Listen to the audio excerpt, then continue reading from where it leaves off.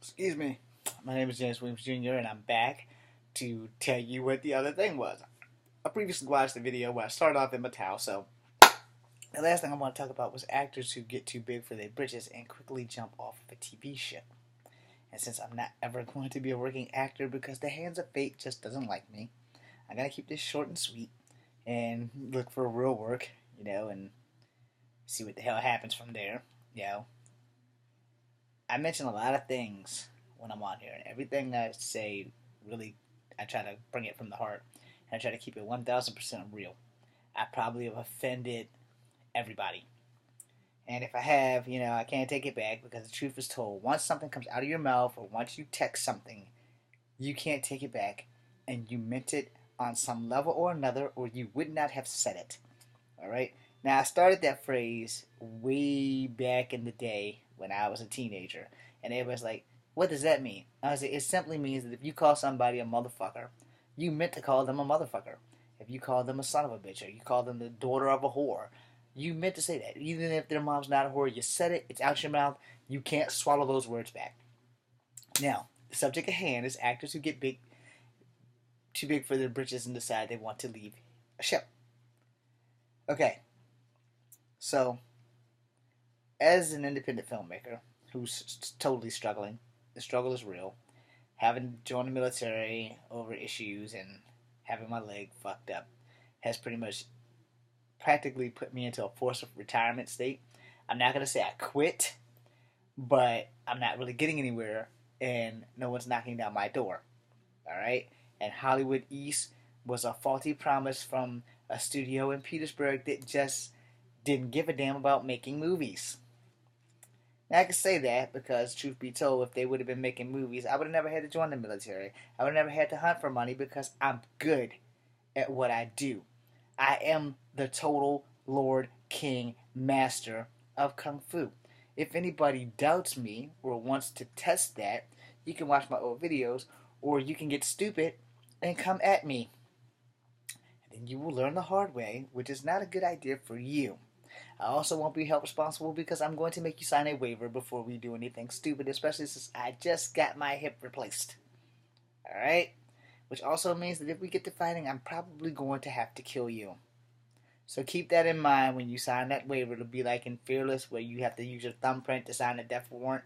So that if I kill you, I don't go to jail because you took the risk at your own accord. Nobody coerced you or forced you to do this thing. Because by course or by force, if you fuck with me, you will be destroyed. As simple as I'm gonna put that. If you fuck with me, you will be destroyed in Bison style, or Akuma style, or fatality. And I'm deadly fucking serious. Alright? This is not acting, this is fucking real life.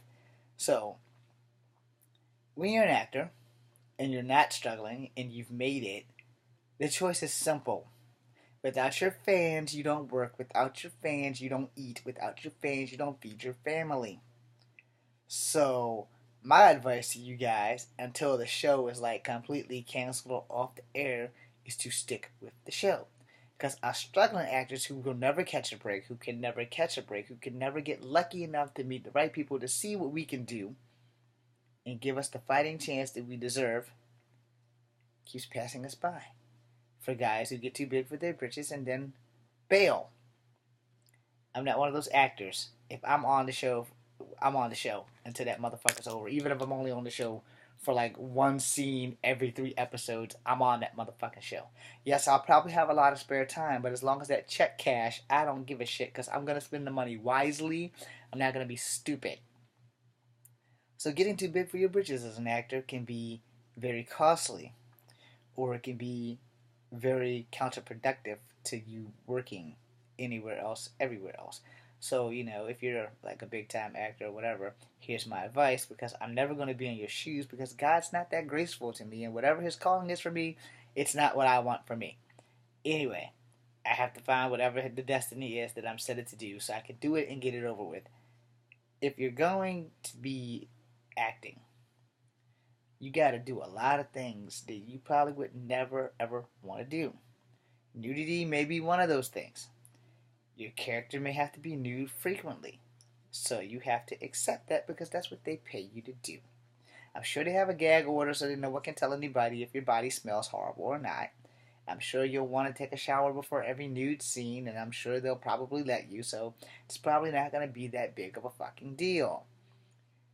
My problem is with doing nude scenes is that I don't have any DC, and we've done a video on that before, so we're not going to go into that.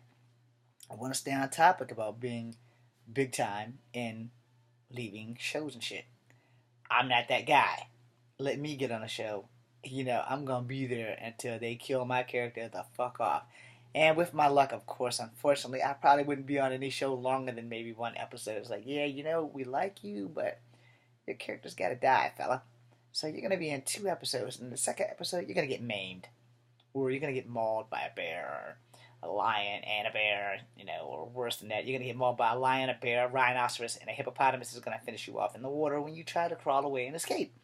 Which is pretty damn dangerous because nobody can really make some shit up like that, but that's just how bad my luck is. And if anybody's that dumb to be in that situation, they probably deserve to die. Not that people really deserve to life, because all life is precious to an extent.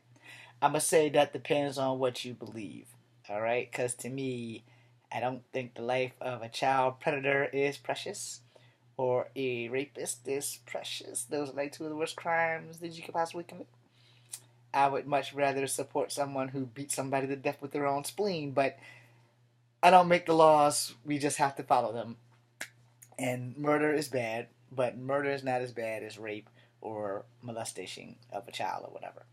But when you're a working actor, your worries are basically over unless you fuck up. No, when you're not a working actor like me, you're fucked all the way through. And if you just never catch that break, which I feel that's pretty much my story, and that's going to be the end of it, because I'm 42 now, and if I haven't broken it now, I'm probably never going to break in. So these little tidbits you get here, that's pretty much all you get. So I have to find a real job and be miserable for life and deal with it and accept my hand of fate until the good Lord will swing it around. If he chooses to swing it around, because we haven't been on the same page in quite some time. But the thing is, I haven't given up. It's just that I have been a victim of some limity smickets, unfortunate events. If you don't remember that movie, you should probably check it out. But anyway, that's basically the story of my life. And I'm out here playing, I'm playing, I'm struggling, I'm busting my ass, and I'm getting nowhere. So for you actors that have made it, do it for the fans. Stay with the show until the damn show goes off. You know what I'm saying? Just because it's what I would do. And you get a fan base. Once you get a fan base, your fan bases, they want to see you succeed. And if you're in a great show, a show with a great team where you guys can just like keep the shit flowing and flowing and flowing, and the show can last almost 10 years, if not better, you'll never have to work again. Because reruns and everything, royalties, you'll get paid for all that crap now. So, it's not a big fucking deal. Stick with the show. I'm not going to be that blessed, but if I was, that's my plan. Stick with the show until the end, even if I'm only, like, in 1 or 2 episodes a season. I'm staying with the show. Like, you're a supporting role, you don't really have a whole lot, you're in this episode, and in this episode, it gives you your backstory, so the whole episode's about you. Hey, that works for me. And if I'm not in any other episodes through the whole season, except for like maybe cameos where I'm just standing somewhere doing something, I'm okay with it. So let me drop you, because I just seen like the coolest commercial. So if I couldn't get any acting work but commercials, I would like to have the job that the guy has for the insurance, where he does the GPS, and he goes, he's Mayhem. I believe it's Allstate. I don't know which company it is, but I know he's like, I'm your cell phone. And the black guy's reaching for the cell phone under the car, under the seat or whatever, and he smashes into someone's car, and the guy jumps out, brushes off his shoulder, and keeps walking. I'd like to have that job. I don't care what insurance company gives me that job. I would love to have that job, or the cell phone job. To be the spokesperson and just make funny commercials all goddamn day long. That's like the greatest job ever. You know what I'm saying? And I would kill to have it. So, especially if I get to make people laugh, because laughter is like one of the main cures to the world, besides singing, and I can't sing. So, it would be great to be able to have one of those jobs where I don't have to worry about my food coming in, because I'm going to make enough money on this commercial that I'm going to have my own house, I'm going to eat, and I'm going to come back to work for the next commercial the very next day. They're like, we don't have a scheduled commercial. Let's make one anyway, because that's how gung-ho I am about doing this stuff. And you have to want this. You have to want to be gung ho. And so the guys who've already made it, don't give it up. Unless you're so fucking stupid. You're just like, all right, well, I'm so tired of people asking me this. All right, hold on. Pump your brakes. Shift into neutral. And let me explain this to you. That comes with that. That comes with the territory of being an actor or a star or a celebrity. People who ask you questions pay your check. So it would behoove you to be polite and not be a dick or an ass and answer them. Anyone who's ever watched me make an independent film in the Monticello Trail or the Ravenna Greenbelt or anywhere that I filmed in Charlottesville, they have felt free to come up and ask me what I was doing. Excuse me. And I have felt free to give them an honest answer. I'm making an independent film. Feel free to stick around and watch it, but when I say action, just be quiet. I don't need extra voices in the middle of dialogue. So, when I'm making these independent films, or when I used to make the independent films, I never stopped anybody from watching.